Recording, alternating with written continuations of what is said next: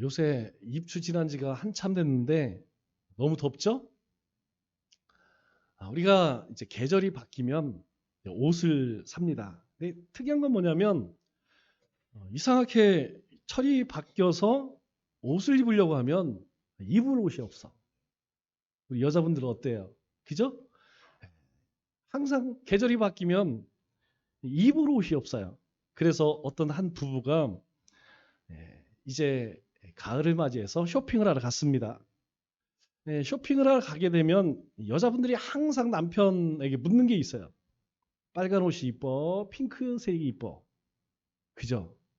이럴 때 남자들은 당황은 안 됩니다. 정신을 바짝 차려야 돼요. 여기서 말을 잘못했다가는 큰일 납니다. 이럴 때는 공식이 있어요. 여러분이 남자분들은 암기를 하세요. 구구단이랑 똑같습니다. 3927 같은 거예요. 이럴 때에는 뭐 자상하게 이야기할 필요도 없이 시크하게 무심하게 빨간색은 어려 보이고 핑크색은 날씬해 보여. 이러면 됩니다. 요걸 잘 모르면 대부분 남자들이 뭐라고 대답을 하냐면 둘 다 이뻐 이렇게 얘기해요.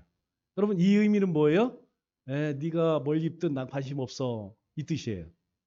그렇기 때문에 요 공식을 항상 머릿속에 갖고 계시면 다 적용이 됩니다. 신발 살 때 보라색이 이뻐 아니면 노란 게 이뻐.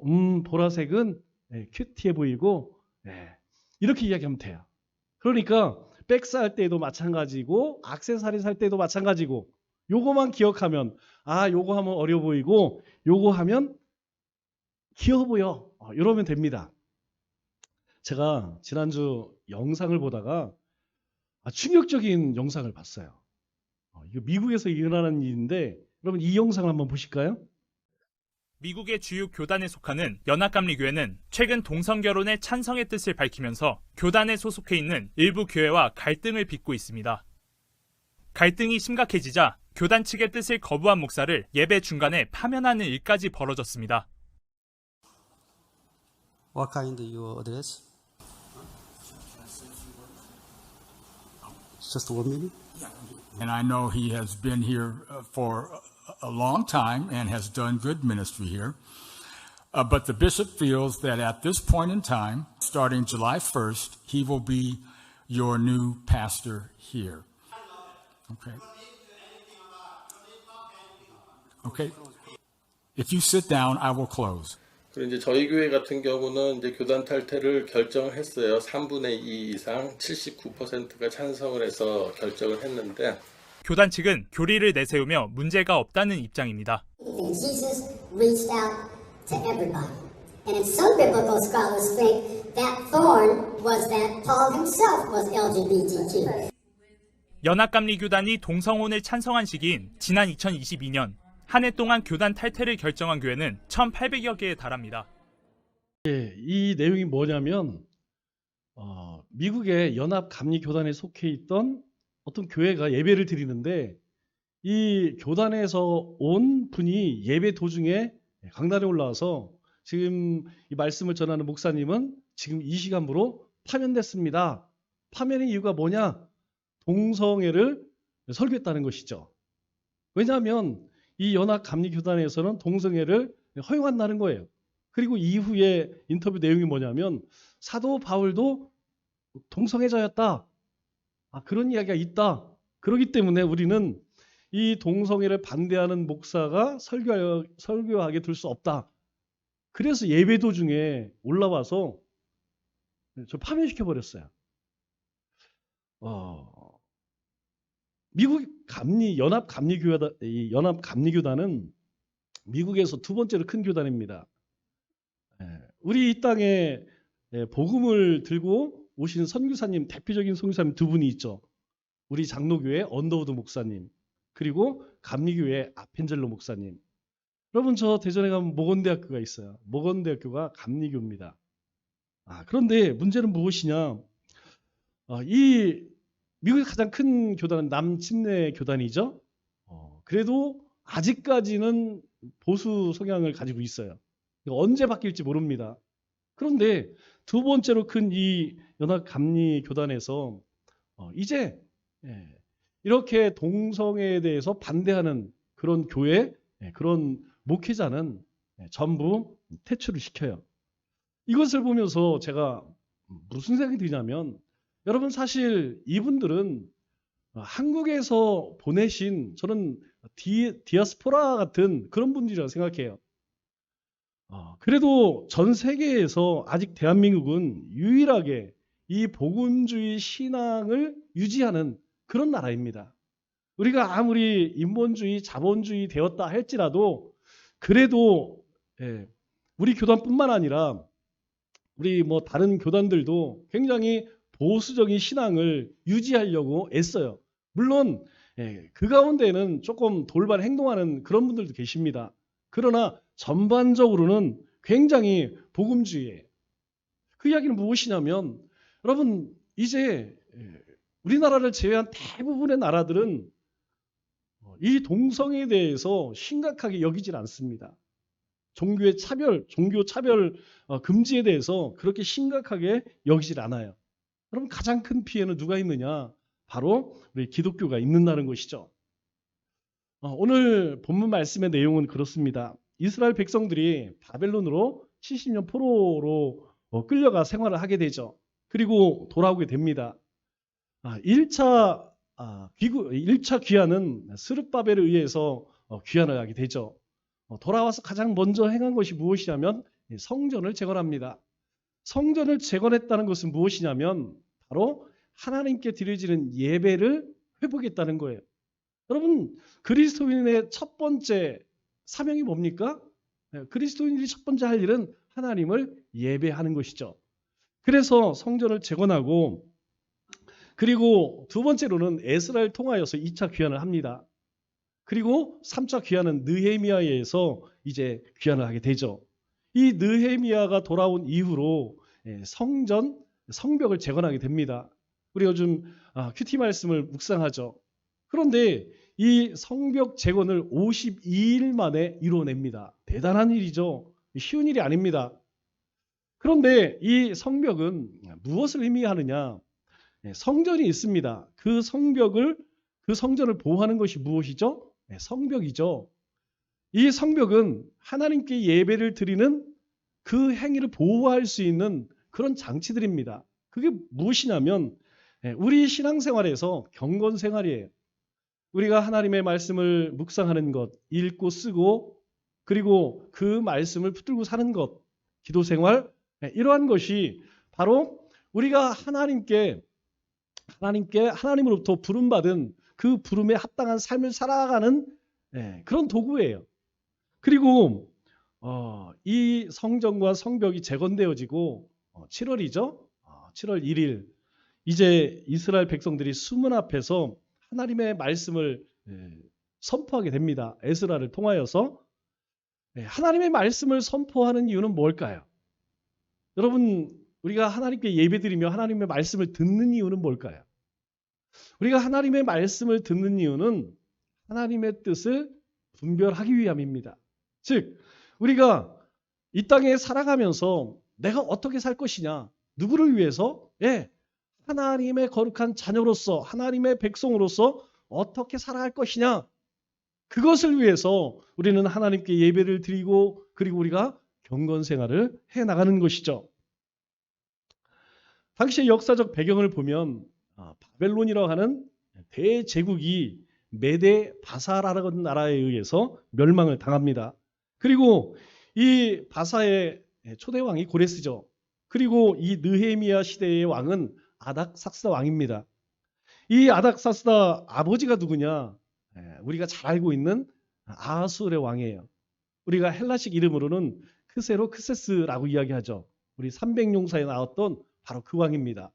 그 왕이 왜 유명하냐? 그 아내가, 왕후가 누구였냐? 에스더였습니다. 우리가 에스더는 잘 몰라도 죽으면 죽으리라 이런 이야기는 들어봤죠? 바로 그 에스더의 남편이 아하수르의 왕이었는데 이 동방 정벌에 실패하면서 암살당해 죽죠. 그래서 그러면 그의 아들은 누구였느냐? 바로 다리오 왕입니다. 그리고 초대 왕은 우리가 알다시피 고레스 왕이었죠. 그 고레스에 의해서 처음 이스라엘 백성들이 귀환을 하게 됩니다. 그때 이 느헤미야는 수상궁은 이 바사의 별장이죠. 별장. 굉장히 아름다운 궁궐이었다고 합니다. 여기에서 머물고 있을 때에 자기의 형제에게 하나니죠. 고국의 이야기를 듣습니다. 그때 이 느헤미야가 고국 소식을 들을 때에 어떤 소식을 듣느냐면 예루살렘 백성들이 환난과 능욕을 당한다. 이런 얘기를 들어요. 우리 1장 3절 말씀 보니까 이렇게 말씀을 합니다. 사로잡힘을 면하고 남은 자들, 그리고 또 돌아온 1차, 2차 귀한 자들이죠. 큰 환난을 당하고 능욕을 받으며 예루살렘 성은 허물어지고 성문은 불탔다 하는지라. 이런 소식을 들은 느헤미야가 어떤 결정을 할까요? 3절 말씀 보니까 수일 동안 4절 말씀 보니까 수일 동안 하나님 앞에 울면서 금식하며 기도하게 됩니다. 즉 고향 소식을 들은 이 느헤미야가 첫 번째 행한 것이 무엇이냐면 바로 하나님 앞에 슬퍼하며 금식 기도했다는 거예요. 기도가 왜 중요할까요? 기도는 하나님의 마음을 움직이는 힘이 있습니다. 하나님의 보좌를 움직인다는 거예요.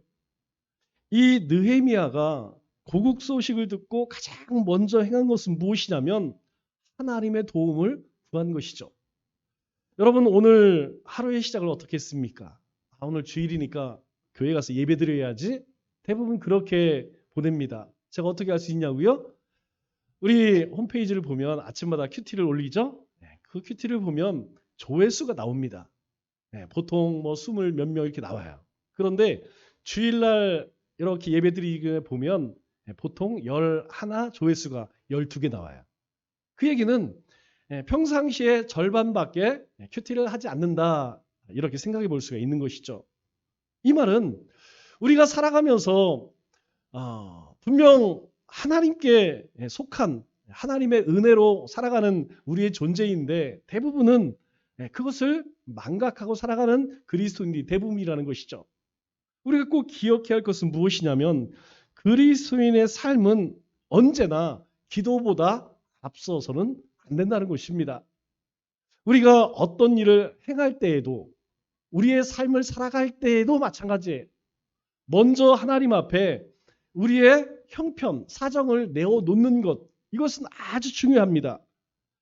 그렇게 이 느헤미야가 금식하면서 기도할 때에 그 모습을 왕이 금방 눈치채겠죠. 아닥삭스다 왕이 이 느헤미야가 슬퍼하는 모습을 보며 2장 2절에 이렇게 묻습니다.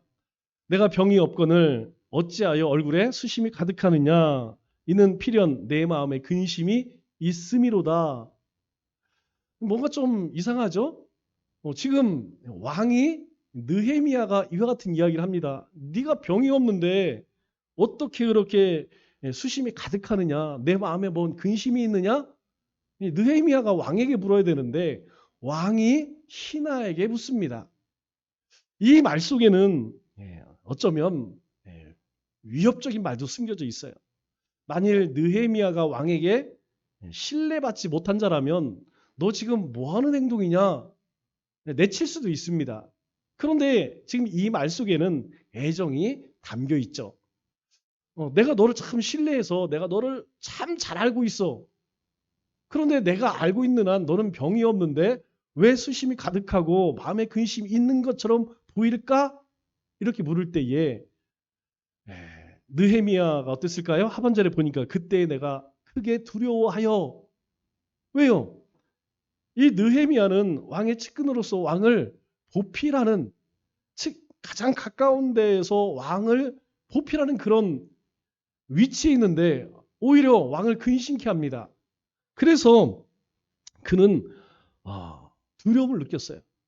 그리고 왕에게 이야기합니다. 지금 제가 동생에게 이런 이야기를 들었는데 고국 이스라엘에 지금 엉망진창이라고 합니다. 성은 다 무너졌고 백성들은 모든 이민족들에게 능욕을 당하고 수치를 당하고 이거 많이 아니라고 합니다. 이거 어떻게 했으면 좋겠습니까? 아무래도 제가 고국을 한번 방문해야겠습니다. 이렇게 부탁을 해요. 그때 놀랍게 이 아닥삭스 왕이 허락을 합니다. 그런데 이 느헤미야가 왕에게 자기가 고향에 돌아갈 때에 세 가지를 요구해요. 첫 번째가 무엇이냐면 기한을 정하지 마십시오. 제가 지금 가게 되면 언제 다시 올 줄 모릅니다. 내가 고향에 가서 해야 할 일, 이 성벽 재건하는 일을 다 마친 다음에 그리고 안정이 된 후에 그때 돌아와도 되겠습니까? 이렇게 요구해요. 두 번째로는 이 페르시아라고 하는 제국이 엄청나게 큰 대제국이죠. 저 이집트까지 정복을 했기 때문에. 그러나 문제는 무엇이냐면 이 각 지방은 수령들이 다스리고 있어요. 그렇기 때문에 이 지방을 건너가기 위해서는 굉장히 많은 관문이 있습니다. 왜 혼자 가는 것이 아니죠? 3차 귀환할 때에 이스라엘 백성들과 함께 돌아갑니다. 그러한 모습을 볼 때에 누가 그냥 통과시켜 주겠어요? 그래서 통행증을 주십시오. 그리고 세 번째로는 돌아가서 이 느헤미야가 무엇으로 이 성벽을 재건하겠습니까? 세 번째로 요구하는 것이 무엇이냐면 필요한 건축 재료를 대주십시오. 그렇게 요구를 합니다. 우리가 이 느헤미야의 모습을 통하여서 이 느헤미야가 얼마나 지혜로운 사람인 줄 깨닫게 되죠. 그냥 마음이 급해서 왕이시여 저 빨리 좀 고향에 가야겠습니다. 그랬다면 어쩌면 이 아닥삭스 왕을 노하겠을지도 몰라요. 그런데 그는 어떻게 합니까? 먼저 하나님 앞에 기도하고 왕이 묻기 전에 먼저 이야기하지 않습니다. 그리고 심지어는 자신이 돌아갈 때에 기한을 정하지 마시고 통행증과 함께 그 성벽을 재건할 재료까지 좀 보내주십시오. 그렇게 요구를 하죠. 그러면 느헤미야는 어떻게 해서 이런 지혜롭게 행할 수 있었을까요? 성경은 우리에게 이야기합니다. 여호와를 경외하는 것이 지혜의 근본이다 이렇게 이야기합니다. 왜 우리가 하나님을 경외해야 하느냐? 그것은 단순히 우리 영적인 우리 죽음 이후의 삶 때문에 그런 것이 아니라는 거예요. 우리가 이 땅에 살아가면서 그 하나님의 영광을 드러내며 하나님의 거룩한 백성으로 살아갈 수 있는 그런 지혜를 우리에게 주신다는 것이죠. 그것을 위해서 느헤미야는 금식하며 기도했어요. 그래서 하나님의 은혜가 그 삶 가운데 넘치니까 바로 그렇게 지혜로운 삶을 살 수 있게 되는 것이죠. 그렇게 이제 포로를 끌려갔던 이스라엘 백성들과 함께 3차 귀환을 하게 됩니다. 11절 말씀을 보니까 오늘 본문이죠. 이렇게 이야기합니다. 내가 예루살렘에 이르러. 여러분 이곳까지 오기까지 여러분 결코 가까운 거리가 아니죠. 그런데 이 예루살렘에 내가 이르러 이렇게 이야기합니다. 내가 예루살렘에 이르러 이렇게 이야기를 하죠. 지금 느헤미야는 왜 예루살렘에 왔습니까? 고국의 소식을 들었어요. 그 고국의 소식을 듣고 느헤미야의 마음 가운데에는 하나님이 주시는 어떤 도전이 생겼습니다. 왜냐하면 이 느헤미야의 지금 위치가 무엇이냐면 술 맡은 관원장입니다. 술 맡은 관원장, 똥 맡은 관원장 어디서 많이 들어봤죠? 왕의 가장 신뢰하는 사람이에요. 왕의 가장 최측근이 누구냐? 첫 번째가 경호대장입니다. 그리고 술 맡은 관원장, 떡 맡은 관원장. 지금으로 따지면 비서실장, 경호실장 같은 그런 위치들이죠. 그럼에도 불구하고 그가 왜 오게 됐습니까? 고국의 소식을 들었기 때문에 왔죠. 그는 이 바사 땅에서 부러울 것이 없어요. 안정된 그런 생활을 합니다. 그에게 권세가 있죠. 그에게 명예가 있죠. 부가 있죠. 더군다나 왕에게 인정받는 그런 위치에 있었습니다. 어떻게 인정을 받았을까요? 이방인임에도 불구하고 그가 얼마나 탁월했으면 이 바사 왕의 그런 신하가 되었을까요? 중요한 것은 무엇이냐면 그런 느헤미야가 예루살렘에 왔다는 것입니다. 우리 이사야 6장 8절 말씀 보면 이사야가 이런 고백을 해요. 주께서 이르시되, 하나님이 말씀하시는 것이죠. 내가 누구를 보내며 누가 우리를 위하여 갈고 하시니 그때 내가 이르되 내가 여기 있나이다 나를 보내소서. 이렇게 대답을 해요. 주님께서, 하나님께서 누가 나를 위해 갈고, 누가 저 사망의 땅에 갈고, 누가 저 죄의 땅에 갈고 라고 물으실 때에 이사야가 주님 제가 여기 있어요. 나를 보내소서. 이렇게 이야기합니다. 느헤미야가 왜 가게 됐을까요? 예, 이 고국의 소식을 느헤미야만 들었을까요? 아닙니다. 많은 사람들이 들었을 거예요.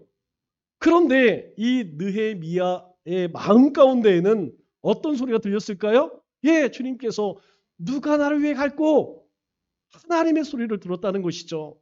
그는 그래서 그 안정된 생활을 내려놓습니다. 그 부귀와 권세를 내려놓고 그리고 예루살렘을 향해 가게 된 것이죠.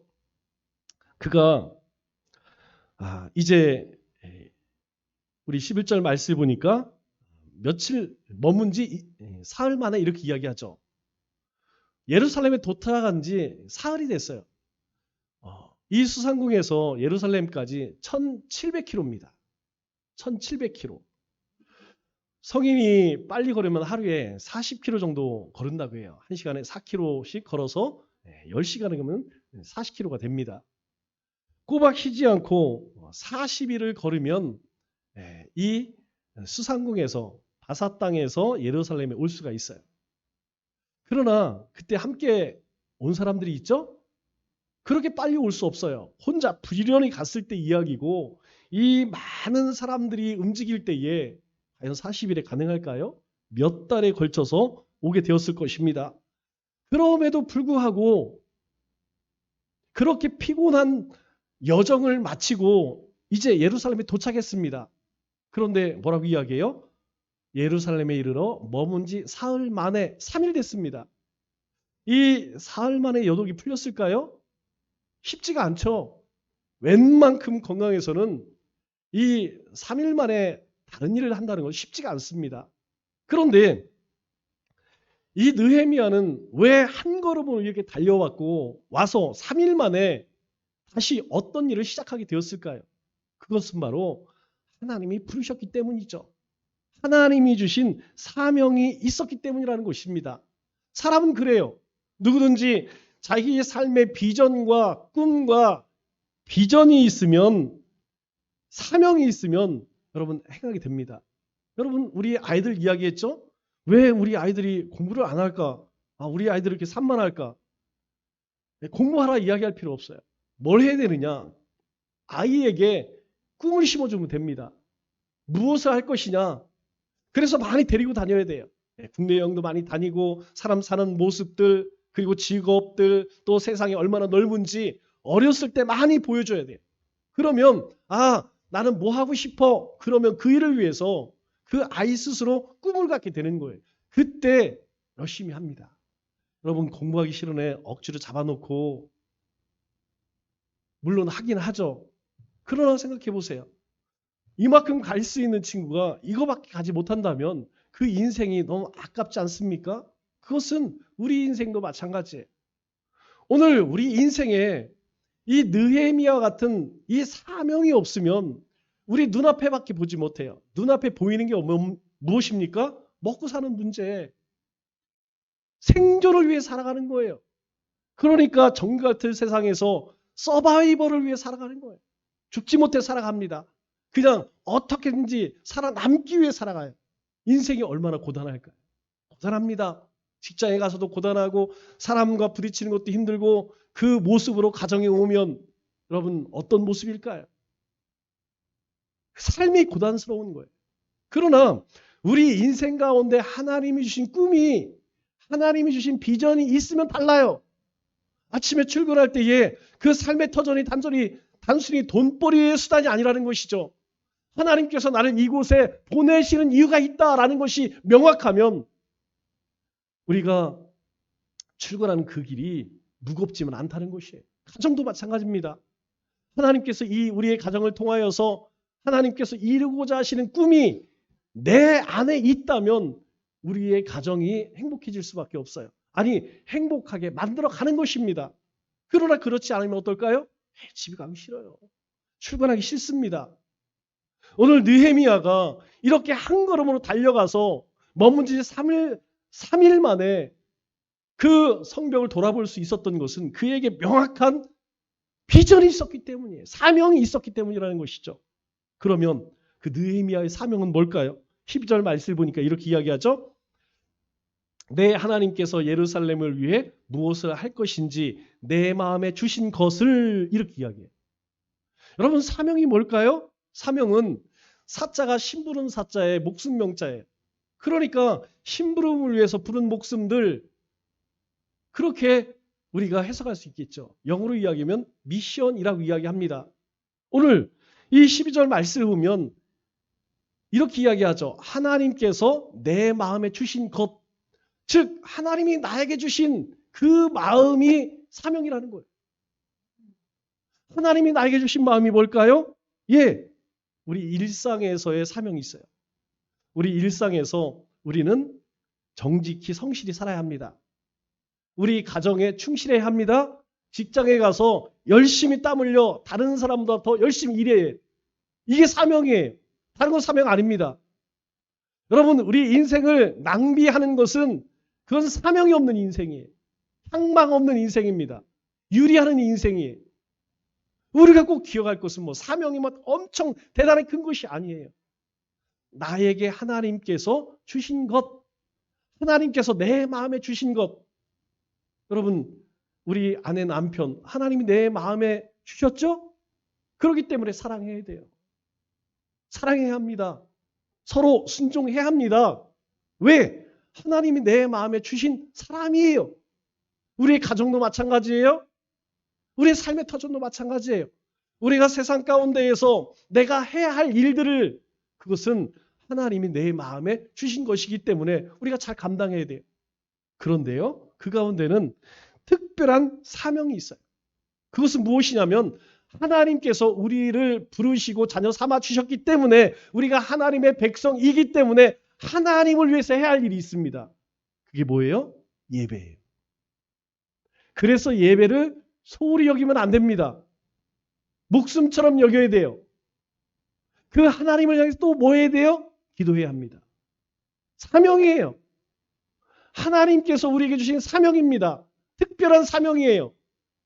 여러분, 저 믿지 않는 사람들이, 아니면 저 불신자, 저 다른 석가를 믿는 사람들이 하나님 이렇게 주님의 이름을 부르며 기도할까요? 아니, 우리에게만 주신 특별한 사명입니다.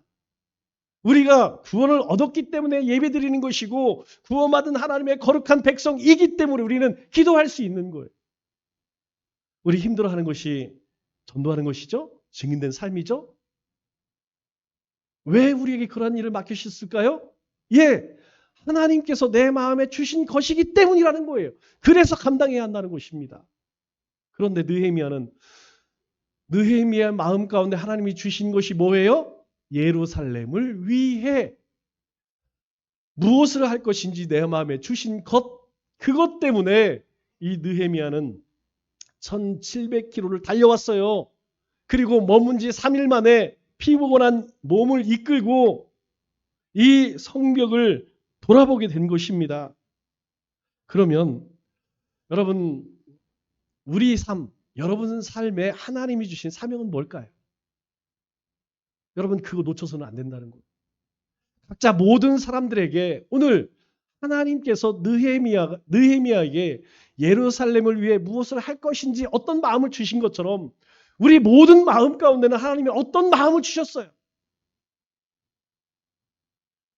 우리 마음 가운데 하나님께서 감동 주신 마음이 있다는 거예요. 우리는 그것을 위해서 부름받았다는 거예요.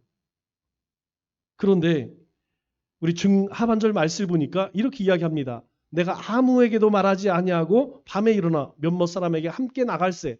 아니 하나님이 나에게 주신 그 마음, 예루살렘을 위해서 무엇을 할 것인지, 아니 여러 사람 다다익선 아니겠습니까? 더 많은 사람들이 참여하면 더 좋죠.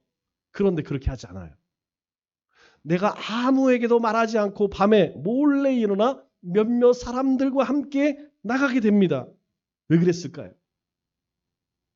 지금 느헤미야가 왜 부름받았다고요? 예루살렘을 위해서 무엇을 할지 하나님이 주신 그 사명을 감당하기 위해서 지금 이곳에 왔어요. 그럼 먼저 해야 할 것이 무엇일까요? 형편과 상황을 판단하는 게 중요합니다. 그러기 위해서 신중하게 계획을 세워야겠죠. 계획을 세우기 위해서는 어떻게 해야 합니까? 지금 상황이 어떤지를 먼저 봐야 돼요. 우리가 주님의 일들을 해나갈 때, 또는 하나님이 나에게 주신 사명을 감당할 때에 항상 주의할 것이 무엇이냐? 이것이. 우리는 그럴 때가 많이 있어요. 형편과 사정, 상황 이런 거 파악하지 않고 그냥 섣불리 경거망동해서 여러분 망신당한 적, 실수한 적 많이 있죠? 우리가 항상 주의할 것은 무엇이냐면 우리 모두가 사명자의 삶을 산다면 어떤 일이든지 신중해야 한다는 거예요. 이 일이 팩트인지 아니면 각자 뉴스인지, 이게 누군가 선동하는 선동질이 아닌지. 여러분 세상도 마찬가지입니다. 저 광화문에서 머리에 띠띠고 소문나게 해서 여러분 다 진실일까요?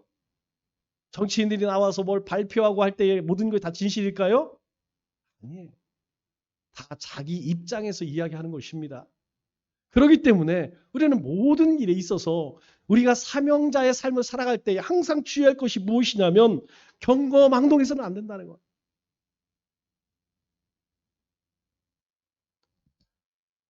그때에 느헤미야가 택한 것이 무엇입니까? 13절로 15절 말씀을 보니까 그 밤에 이제 몇 사람과 이제 골짜기 문으로 나가서 용정으로 분문에 이르는 동안에 보니, 여기서 골짜기 문이라는 것은 흰놈의 골짜기를 이야기해요. 이 흰놈의 골짜기가 왜 중요하냐?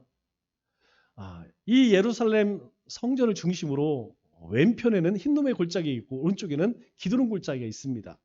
그런데 이 흰놈의 골짜기는 이스라엘 성전 안에서 재물을 잡을 때에 엄청난 피가 나오겠죠.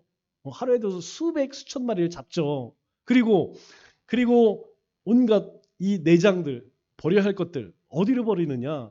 이 흰놈의 골짜기로 버리게 됩니다.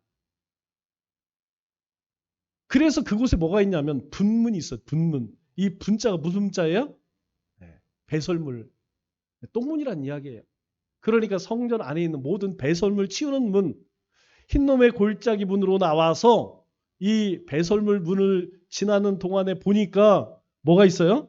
예루살렘 성벽이 다 무너졌고 성문은 탔더라.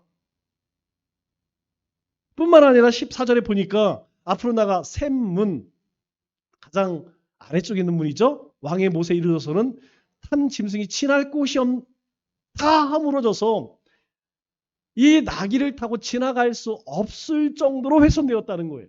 또 15절 말씀을 보니까 그 밤에 신을 따라 올라가 성벽을 살펴보니까 온전한 곳이 한 군데도 없는 것이에요. 그러면 느헤미야는 왜 위에 사자의 문도 있고 양문도 있고 여러 문만 있는데 하필이면 이 흰놈의 골짜기 이 수문은 앞쪽으로 돌았을까요? 중요한 이유가 있습니다. 우리가 예루살렘에 가보면 우리가 여리고에서 올라가는 길이 최고 빠른 길이죠. 최고 짧은 길입니다. 여리고에서 쭉 올라가면 첫 번째 마주하는 곳이 어디냐? 바로 수문이에요. 수문. 가장 남쪽이죠. 그러면 적군들이 쳐들어 올라올 때에 가장 먼저 마주하는 문이 어디겠습니까? 바로 이 골짜기 문과 수문이라는 거예요. 그러니까 항상 여기가 가장 먼저 공격을 당하는 문입니다.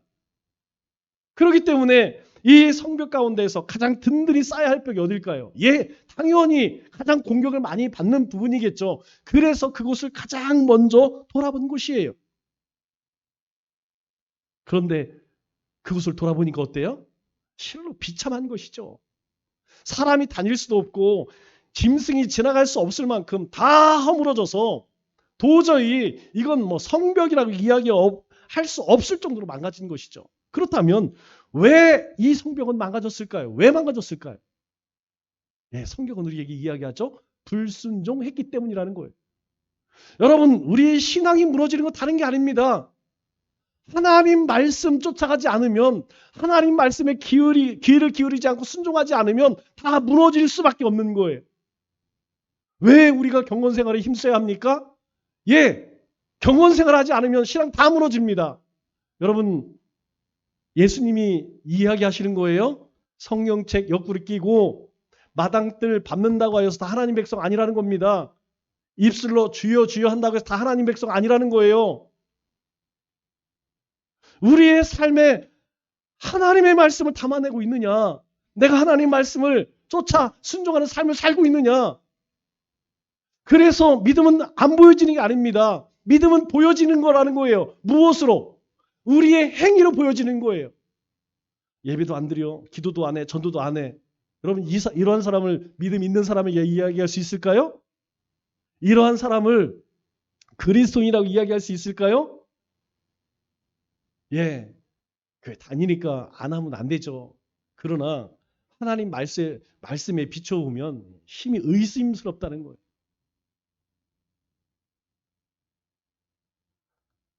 그런데 이 일을 느헤미야는 누군가에게 시킬 수도 있어요. 그런데 그렇게 하지 않습니다.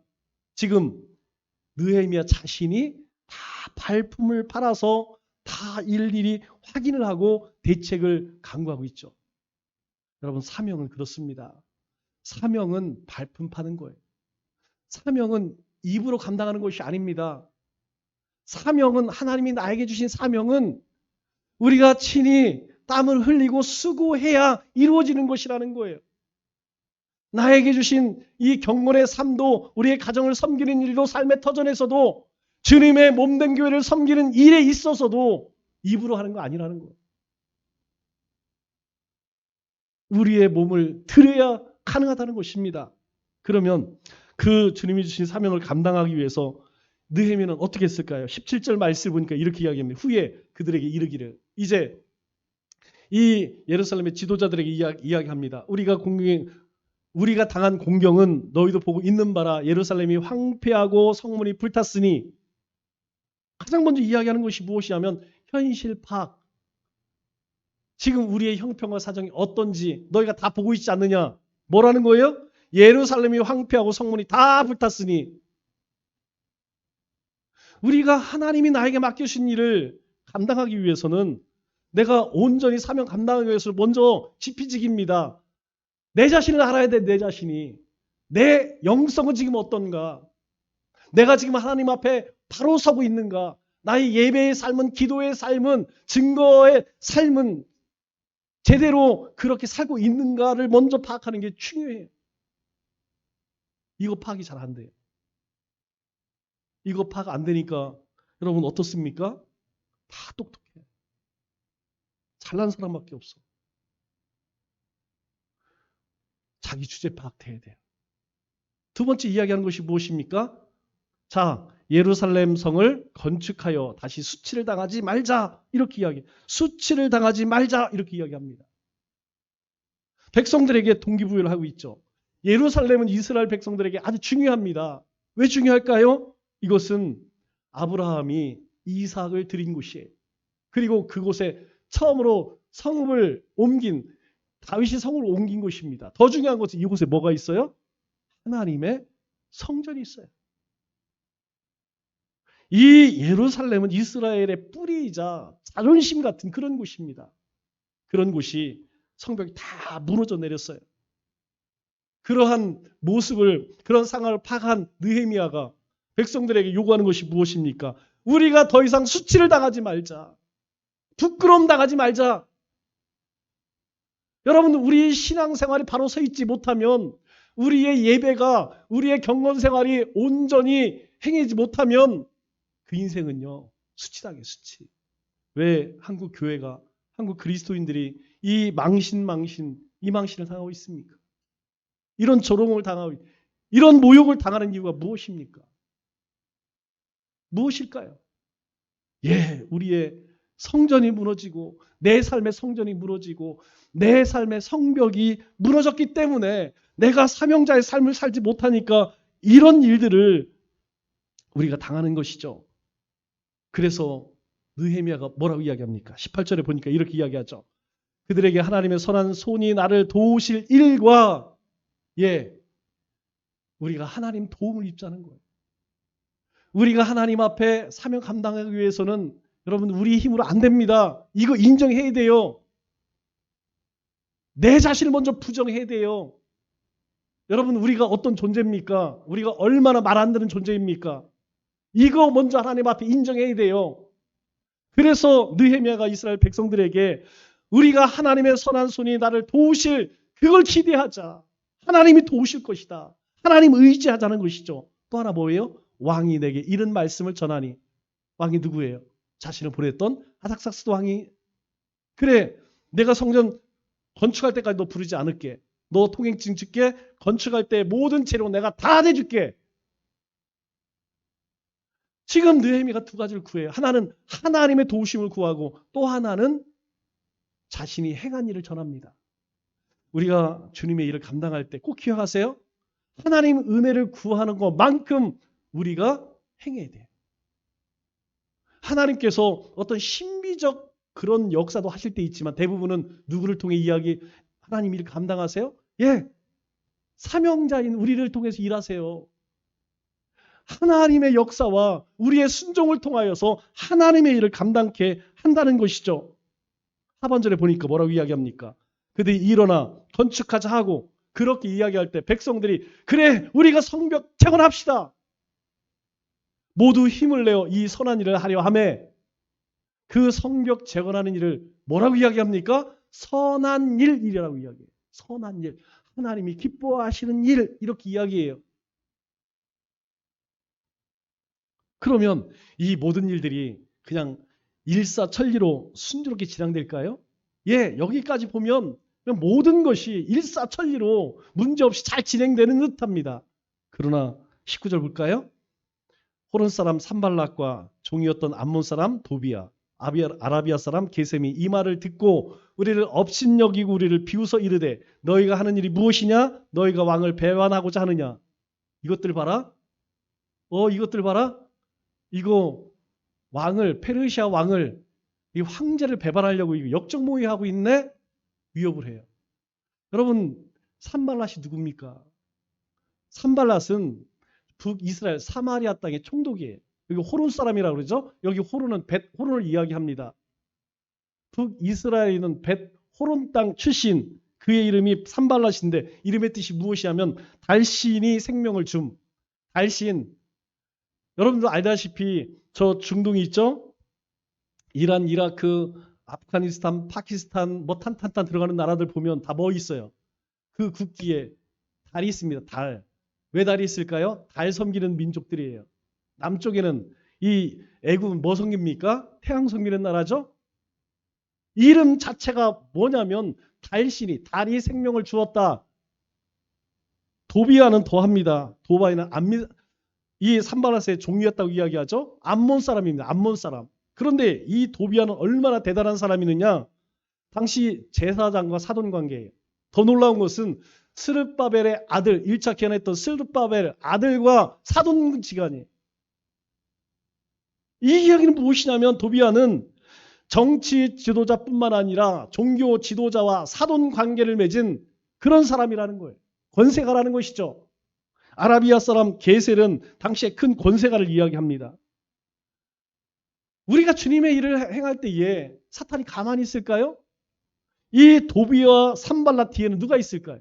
예, 사단이 있습니다. 뱀이 아담과 하와를 유혹할 때에 그 뱀 이면에 누가 있습니까? 사단이 있다는 거예요. 야, 내가 오늘부터 예배 생활 잘해야지. 오늘 내가부터 기도 열심히 하고 내가 전도도 열심히 해야지. 그리고 내가 가정에도 충실하고 내 직장에 가면 이제 농땡이 안 치고 열심히 우리 사장님을 위해 일해야지 마음 먹는 순간에 사탄은 여지없이 우리 가운데에 이와 같이 역사한다는 거예요. 그런데 문제는 무엇이냐면 이런 사단의 역사의 10중 8구는 다 넘어져요. 그럼 그렇지. 내가 뭐 하긴 뭘 해. 뭔가 좀 하나님이 기뻐하시는 삶을 살려고 하면 여지없이 사탄이 우리를 시험하고 유혹합니다. 그때 다 넘어져요. 왜? 말씀에 뿌리가 없으니까. 이미 성벽이 다 무너졌기 때문에. 내 영성생활, 경건생활이 없기 때문에 시작하자마자 무너져요. 그러면 느헤미야는 이들의 방해에 어떻게 대응했을까요? 20절 말씀을 보니까 이렇게 이야기하죠. 하늘의 하나님이 우리를 형통하게 하시리니 그의 종들인 우리가 일어나 건축하려니와. 첫 번째 이야기하는 것이 하나님 의지합니다. 이거 우리가 하는 거 아니라는 거예요. 저런 대적자들이 있지만 이거 우리가 하는 거 아니야. 하나님께서 형통케 하실 거야. 여러분 기억하셔요. 우리의 삶은 내가 사는 거 아닙니다. 내 믿음으로 사는 거 아니에요. 하나님이 우리의 삶을 이끌고 가십니다. 하나님의 약속입니다. 내가 너를 지명하여 불렀나니 너는 내 것이라. 이걸로 끝나지 않아요. 내가 물 가운데 지날 때에 물이 너를 삼키지 못할 것이며 내가 불 가운데 지날 때에 불꽃이 너를 사르지 못하리니. 이게 하나님의 약속이라는 거예요.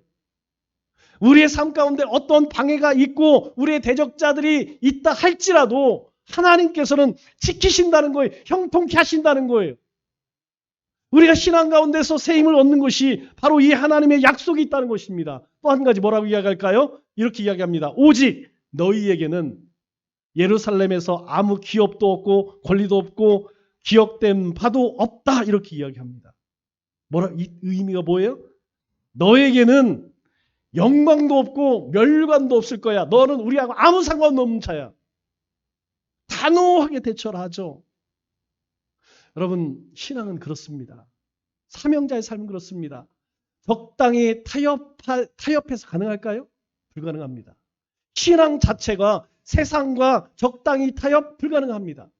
처음에 신앙생활 할 때는 몰라요? 네, 모릅니다.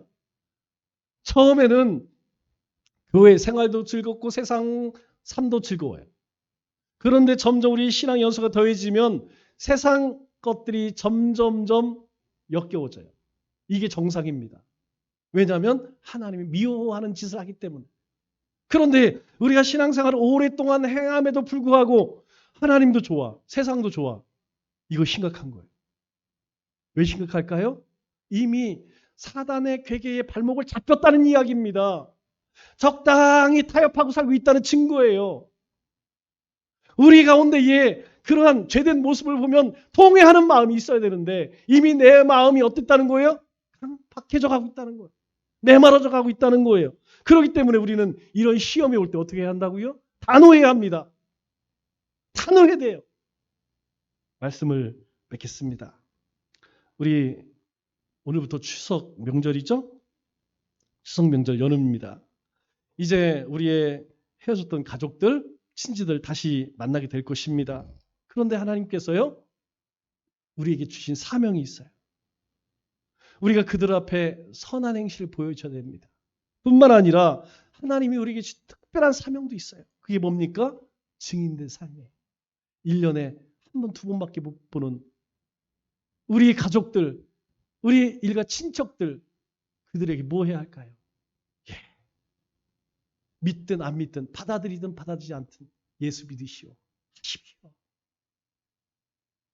추석 명절을 맞이하여서 우리 가족과 친지와 형제, 자매들에게 하나님의 선한 행실과 우리 입술로 예수 그리스도의 복음을 증거하는 우리 믿음의 권속들 다 되시기를 주님의 이름으로 축원합니다.